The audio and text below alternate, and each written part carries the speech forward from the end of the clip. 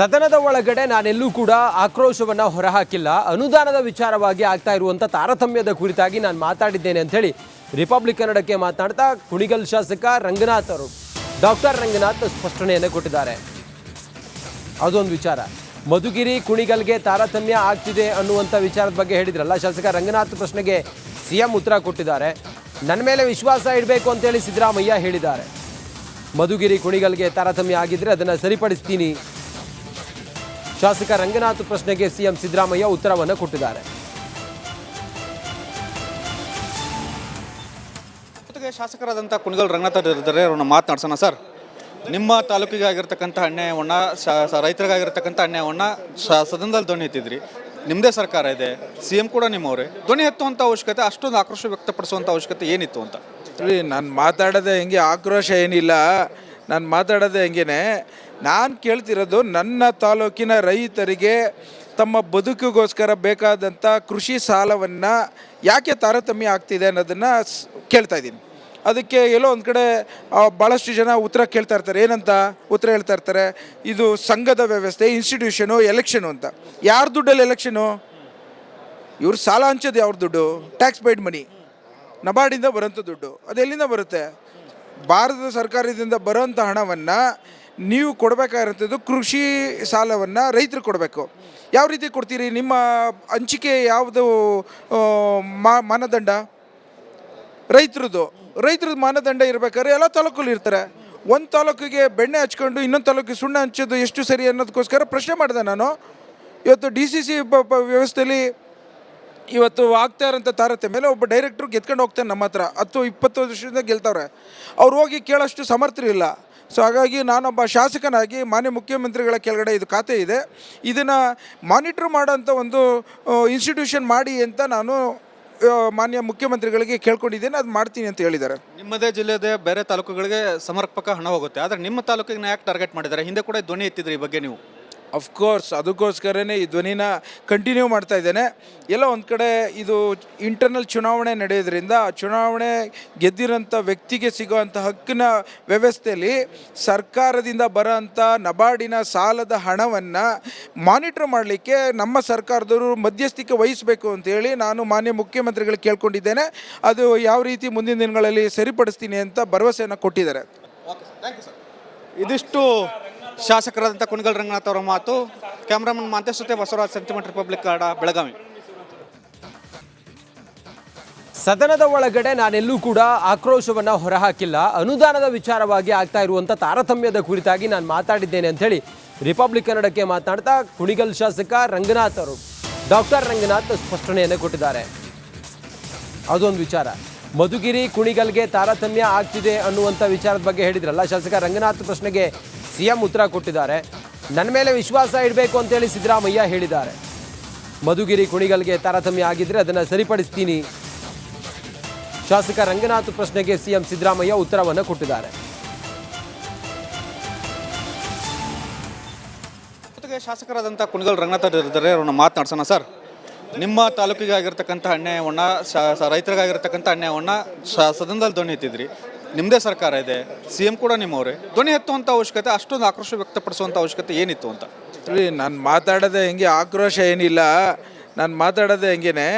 ನಾನು ಕೇಳ್ತಿರೋದು ನನ್ನ ತಾಲೂಕಿನ ರೈತರಿಗೆ ತಮ್ಮ ಬದುಕಿಗೋಸ್ಕರ ಬೇಕಾದಂಥ ಕೃಷಿ ಸಾಲವನ್ನು ಯಾಕೆ ತಾರತಮ್ಯ ಆಗ್ತಿದೆ ಅನ್ನೋದನ್ನು ಕೇಳ್ತಾ ಇದ್ದೀನಿ. ಅದಕ್ಕೆ ಎಲ್ಲೋ ಒಂದು ಕಡೆ ಭಾಳಷ್ಟು ಜನ ಉತ್ತರ ಕೇಳ್ತಾ ಇರ್ತಾರೆ. ಏನಂತ ಉತ್ತರ ಹೇಳ್ತಾ ಇರ್ತಾರೆ, ಇದು ಸಂಘದ ವ್ಯವಸ್ಥೆ, ಇನ್ಸ್ಟಿಟ್ಯೂಷನು, ಎಲೆಕ್ಷನು ಅಂತ. ಯಾರ ದುಡ್ಡಲ್ಲಿ ಎಲೆಕ್ಷನು? ಇವ್ರು ಸಾಲ ಹಂಚೋದು ಯಾವ್ರ ದುಡ್ಡು? ಟ್ಯಾಕ್ಸ್ ಪೇಯ್ಡ್ ಮನಿ, ನಬಾರ್ಡಿಂದ ಬರೋಂಥ ದುಡ್ಡು. ಅದೆಲ್ಲಿಂದ ಬರುತ್ತೆ? ಭಾರತ ಸರ್ಕಾರದಿಂದ ಬರೋಂಥ ಹಣವನ್ನು ನೀವು ಕೊಡಬೇಕಾಗಿರೋಂಥದ್ದು ಕೃಷಿ ಸಾಲವನ್ನು ರೈತರು ಕೊಡಬೇಕು. ಯಾವ ರೀತಿ ಕೊಡ್ತೀರಿ? ನಿಮ್ಮ ಹಂಚಿಕೆ ಯಾವುದು ಮಾನದಂಡ? ರೈತರದ್ದು ಮಾನದಂಡ ಇರಬೇಕಾದ್ರೆ ಎಲ್ಲ ತಾಲೂಕಲ್ಲಿ ಇರ್ತಾರೆ. ಒಂದು ತಾಲೂಕಿಗೆ ಬೆಣ್ಣೆ ಹಚ್ಕೊಂಡು ಇನ್ನೊಂದು ತಾಲೂಕಿಗೆ ಸುಣ್ಣ ಹಂಚೋದು ಎಷ್ಟು ಸರಿ ಅನ್ನೋದಕ್ಕೋಸ್ಕರ ಪ್ರಶ್ನೆ ಮಾಡಿದೆ ನಾನು. ಇವತ್ತು DCC ವ್ಯವಸ್ಥೆಯಲ್ಲಿ ಇವತ್ತು ಆಗ್ತಾ ಇರೋಂಥ ತಾರತಮ್ಯ ಮೇಲೆ ಒಬ್ಬ ಡೈರೆಕ್ಟ್ರು ಗೆದ್ಕೊಂಡು ಹೋಗ್ತಾನೆ. ನಮ್ಮ ಹತ್ರ 10-20 ವರ್ಷದಿಂದ ಗೆಲ್ತವ್ರೆ. ಅವ್ರು ಹೋಗಿ ಕೇಳೋಷ್ಟು ಸಮರ್ಥರಿಲ್ಲ. ಸೊ ಹಾಗಾಗಿ ನಾನೊಬ್ಬ ಶಾಸಕನಾಗಿ ಮಾನ್ಯ ಮುಖ್ಯಮಂತ್ರಿಗಳ ಕೆಳಗಡೆ ಇದು ಖಾತೆ ಇದೆ, ಇದನ್ನು ಮಾನಿಟ್ರ್ ಮಾಡೋಂಥ ಒಂದು ಇನ್ಸ್ಟಿಟ್ಯೂಷನ್ ಮಾಡಿ ಅಂತ ನಾನು ಮಾನ್ಯ ಮುಖ್ಯಮಂತ್ರಿಗಳಿಗೆ ಕೇಳ್ಕೊಂಡಿದ್ದೇನೆ, ಅದು ಮಾಡ್ತೀನಿ ಅಂತ ಹೇಳಿದ್ದಾರೆ. ನಿಮ್ಮದೇ ಜಿಲ್ಲೆದೇ ಬೇರೆ ತಾಲೂಕುಗಳಿಗೆ ಸಮರ್ಪಕ ಹಣ ಹೋಗುತ್ತೆ, ಆದರೆ ನಿಮ್ಮ ತಾಲೂಕಿಗೆ ಯಾಕೆ ಟಾರ್ಗೆಟ್ ಮಾಡಿದ್ದಾರೆ? ಹಿಂದೆ ಕೂಡ ಧ್ವನಿ ಎತ್ತಿದ್ರಿ ಈ ಬಗ್ಗೆ ನೀವು. ಅಫ್ಕೋರ್ಸ್ ಅದಕ್ಕೋಸ್ಕರನೇ ಈ ಧ್ವನಿನ ಕಂಟಿನ್ಯೂ ಮಾಡ್ತಾ ಇದ್ದೇನೆ. ಎಲ್ಲ ಒಂದು ಕಡೆ ಇದು ಇಂಟರ್ನಲ್ ಚುನಾವಣೆ ನಡೆಯೋದ್ರಿಂದ ಚುನಾವಣೆ ಗೆದ್ದಿರೋಂಥ ವ್ಯಕ್ತಿಗೆ ಸಿಗೋವಂಥ ಹಕ್ಕಿನ ವ್ಯವಸ್ಥೆಯಲ್ಲಿ ಸರ್ಕಾರದಿಂದ ಬರೋಂಥ ನಬಾರ್ಡಿನ ಸಾಲದ ಹಣವನ್ನು ಮಾನಿಟ್ರ್ ಮಾಡಲಿಕ್ಕೆ ನಮ್ಮ ಸರ್ಕಾರದವರು ಮಧ್ಯಸ್ಥಿಕೆ ವಹಿಸಬೇಕು ಅಂತೇಳಿ ನಾನು ಮಾನ್ಯ ಮುಖ್ಯಮಂತ್ರಿಗಳಿಗೆ ಕೇಳ್ಕೊಂಡಿದ್ದೇನೆ. ಅದು ಯಾವ ರೀತಿ ಮುಂದಿನ ದಿನಗಳಲ್ಲಿ ಸರಿಪಡಿಸ್ತೀನಿ ಅಂತ ಭರವಸೆಯನ್ನು ಕೊಟ್ಟಿದ್ದಾರೆ.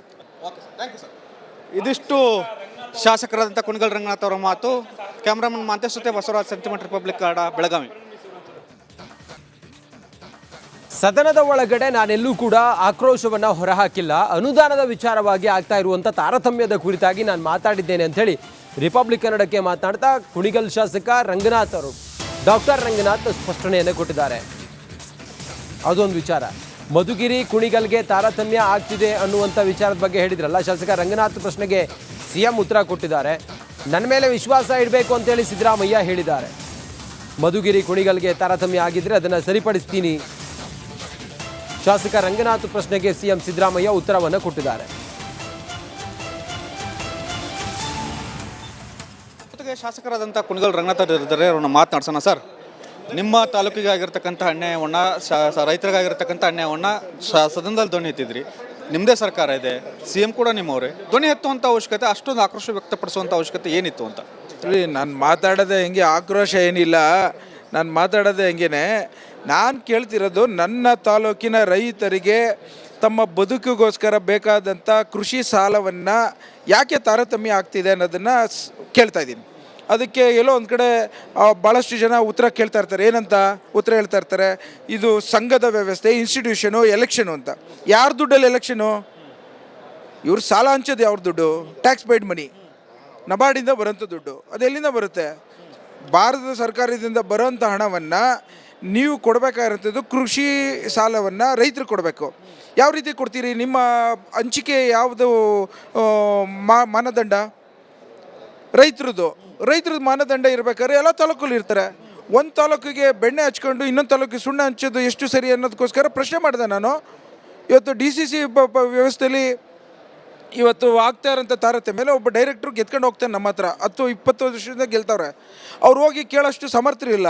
ಸೊ ಹಾಗಾಗಿ ನಾನೊಬ್ಬ ಶಾಸಕನಾಗಿ ಮಾನ್ಯ ಮುಖ್ಯಮಂತ್ರಿಗಳ ಕೆಳಗಡೆ ಇದು ಖಾತೆ ಇದೆ, ಇದನ್ನು ಮಾನಿಟ್ರ್ ಮಾಡೋಂಥ ಒಂದು ಇನ್ಸ್ಟಿಟ್ಯೂಷನ್ ಮಾಡಿ ಅಂತ ನಾನು ಮಾನ್ಯ ಮುಖ್ಯಮಂತ್ರಿಗಳಿಗೆ ಕೇಳ್ಕೊಂಡಿದ್ದೇನೆ, ಅದು ಮಾಡ್ತೀನಿ ಅಂತ ಹೇಳಿದ್ದಾರೆ. ನಿಮ್ಮದೇ ಜಿಲ್ಲೆದೇ ಬೇರೆ ತಾಲೂಕುಗಳಿಗೆ ಸಮರ್ಪಕ ಹಣ ಹೋಗುತ್ತೆ, ಆದರೆ ನಿಮ್ಮ ತಾಲೂಕಿಗೆ ಯಾಕೆ ಟಾರ್ಗೆಟ್ ಮಾಡಿದ್ದಾರೆ? ಹಿಂದೆ ಕೂಡ ಧ್ವನಿ ಎತ್ತಿದ್ರಿ ಈ ಬಗ್ಗೆ ನೀವು. ಅಫ್ಕೋರ್ಸ್ ಅದಕ್ಕೋಸ್ಕರನೇ ಈ ಧ್ವನಿನ ಕಂಟಿನ್ಯೂ ಮಾಡ್ತಾ ಇದ್ದೇನೆ. ಎಲ್ಲ ಒಂದು ಕಡೆ ಇದು ಇಂಟರ್ನಲ್ ಚುನಾವಣೆ ನಡೆಯೋದ್ರಿಂದ ಚುನಾವಣೆ ಗೆದ್ದಿರೋಂಥ ವ್ಯಕ್ತಿಗೆ ಸಿಗೋವಂಥ ಹಕ್ಕಿನ ವ್ಯವಸ್ಥೆಯಲ್ಲಿ ಸರ್ಕಾರದಿಂದ ಬರೋಂಥ ನಬಾರ್ಡಿನ ಸಾಲದ ಹಣವನ್ನು ಮಾನಿಟ್ರ್ ಮಾಡಲಿಕ್ಕೆ ನಮ್ಮ ಸರ್ಕಾರದವರು ಮಧ್ಯಸ್ಥಿಕೆ ವಹಿಸಬೇಕು ಅಂತೇಳಿ ನಾನು ಮಾನ್ಯ ಮುಖ್ಯಮಂತ್ರಿಗಳಿಗೆ ಕೇಳ್ಕೊಂಡಿದ್ದೇನೆ. ಅದು ಯಾವ ರೀತಿ ಮುಂದಿನ ದಿನಗಳಲ್ಲಿ ಸರಿಪಡಿಸ್ತೀನಿ ಅಂತ ಭರವಸೆಯನ್ನು ಕೊಟ್ಟಿದ್ದಾರೆ.